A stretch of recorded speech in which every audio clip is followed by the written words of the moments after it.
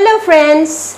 Welcome back to our channel, Indo-Kabayan Lifestyle. Today, I am going to show you a different style in making spring rolls. What we call fresh spring rolls, or in my country, we call it fresh lumpia.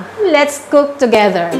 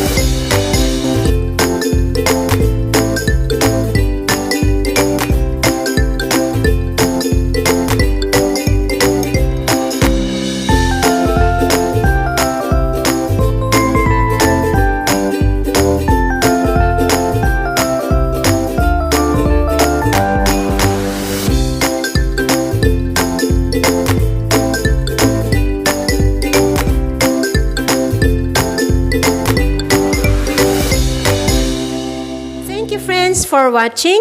If you love this video, please subscribe and share to your friends and family members. You can write in the comment section from which country are you watching our channel. If you haven't watched my previous videos, please click the links in the description. Thank you so much, and God bless us all.